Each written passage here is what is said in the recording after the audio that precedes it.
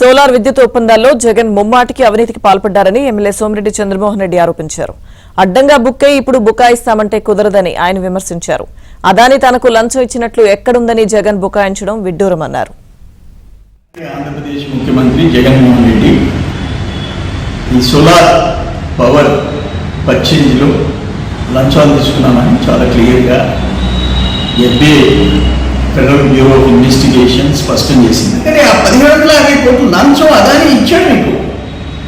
అందుకోసం 50 పైసలు ఎక్స్ట్రా పెట్టారు. గుజరాత్ ₹1.99 అయితే నేను 10 పైసలు తగ్గించి అగ్రిమెంట్ చేశా. నేను 20 పైసలు తగ్గించి పవర్ పర్చేజ్ చేశానని గొప్పలు చెప్పు. ఏపీ సీఎంని గౌతమ్ అదాని కలిసి ముడుపుల విషయం మాట్లాడిన తర్వాతే సెగితో ఒప్పందానికి ఏపీ అంగీకరించిందని అజ్యూర్ ప్రతినిధులకి అదాని గ్రూప్ సమాచారం ఇచ్చింది. 12 ఏళ్ళు అయిపోయింది. 2 డజన్ల కేసులు ఉన్నాయి.